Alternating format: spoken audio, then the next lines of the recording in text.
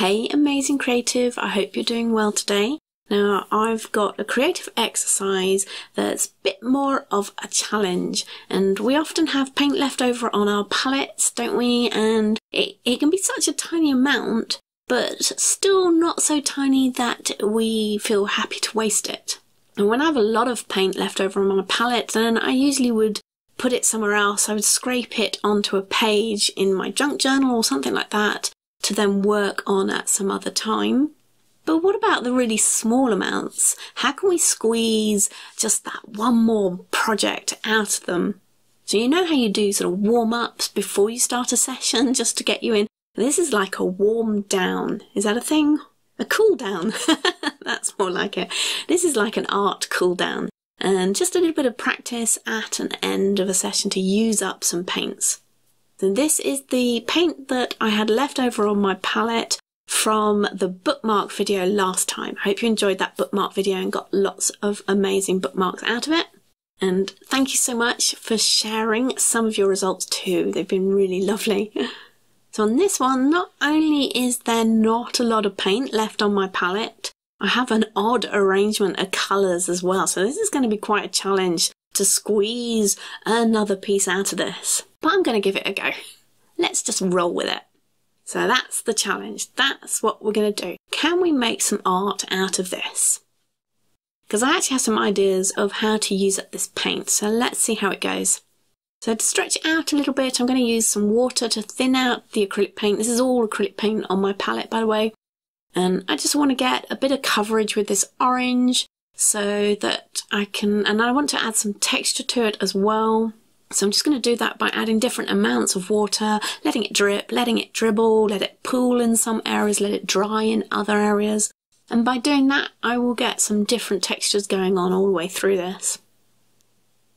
I'm going to let this dry for a little bit more. And you can't quite see it, but I have a pool of liquid colour in the bottom left-hand corner.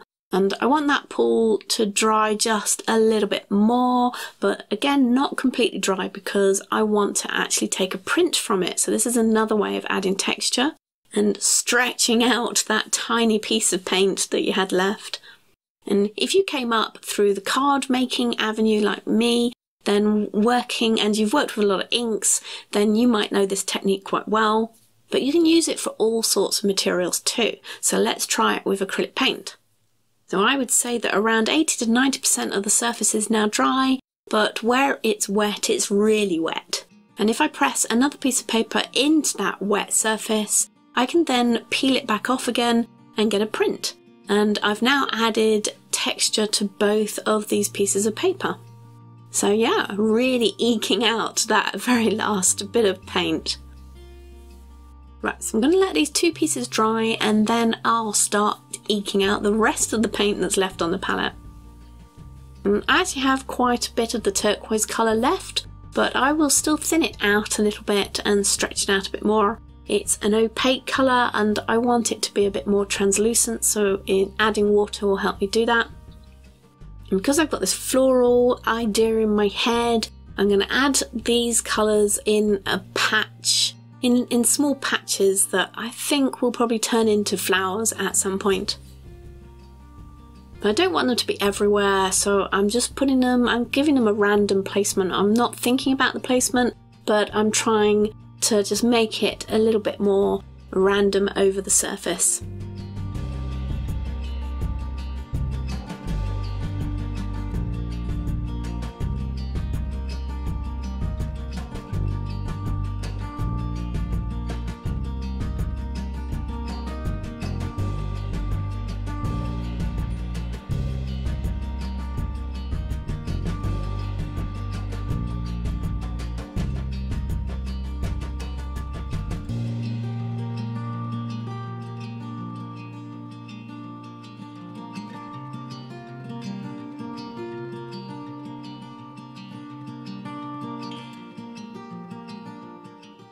Now I have the tiniest amount of blue left on my palette. In fact, I was quite surprised how much I was able to get out of what looks like the tiniest bit of paint left on the palette. And again, just adding water to see how far I can stretch it.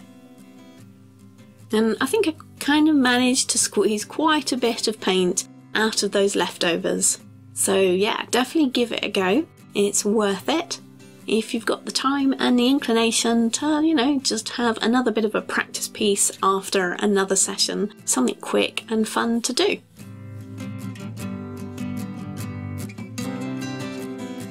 Okay, so I'm going to finish this bigger piece because I want to see how this floral idea in my head turns out, and I'm liking how the translucent look to these paint level layers are going. So I thought I would pick up a watercolour pencil now to start adding some floral doodles, and this is going to also add to this translucent look, the translucent vibe that I've got going on here. So I'll start doodling within the spaces between some of these paint splodges, the blue and the turquoise colour, because I'm pretty sure that they're going to be pen work in a while. So my pencil work, I just want them to sort of go in between these spaces.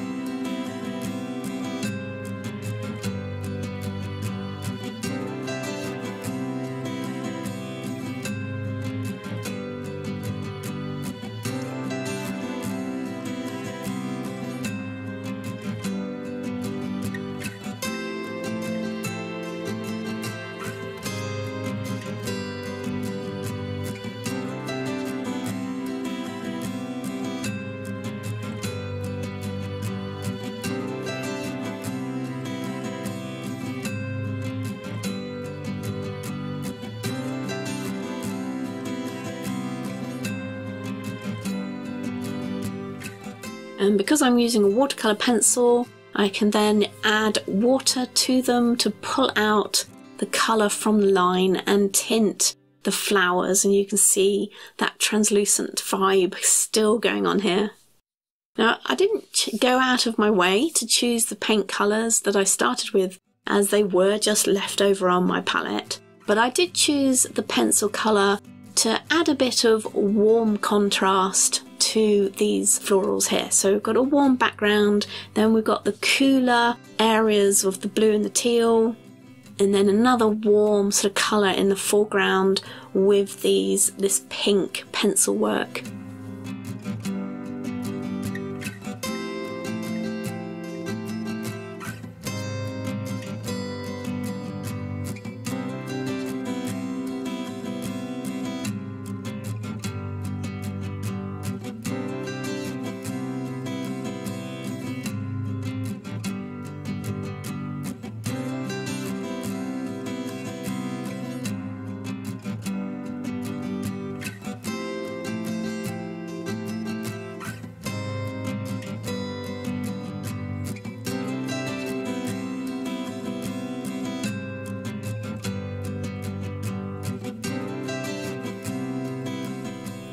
Okay, so here's the idea in my head. Doodling flowers over those splodges of leftover paint, and I'm just going to use a Fineline marker for this. But if you wanted to use your paint pens, then go ahead, do that. Or other pens that you might have that would work on this kind of surface. And I've got a Fineline marker brush pen and also one that's around about, I think it's a 3mm nib to this. So I'm going to use both of those pens because I like the contrast of the two styles. And they're going to be very abstract, they're going to be very stylised and a little bit quirky, so they don't have to be perfect flowers at all. And you can make them as quirky and as stylised as you want, or if you did want to go into real flowers, then do that, that's fine too.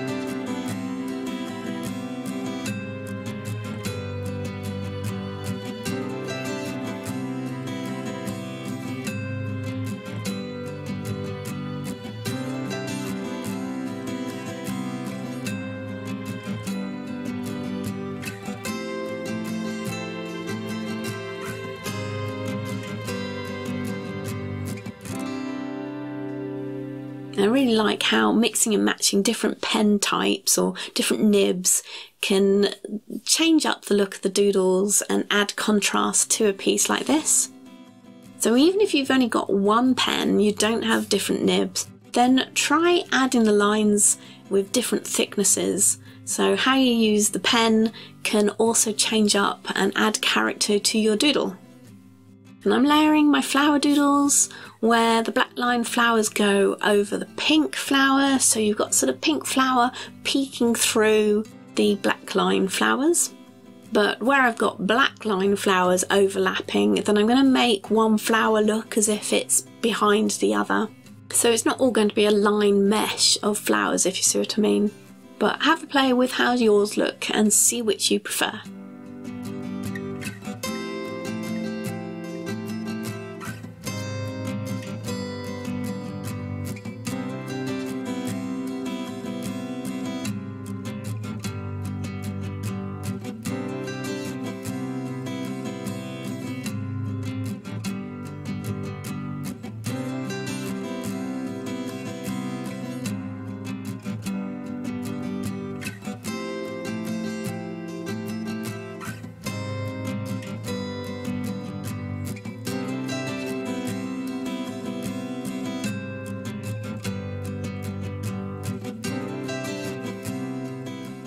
Now I thought about leaving it here and calling it finished, and the point was to use up the paint on the palette, which we did, and to just add a little bit of art practice to the end of a bigger session.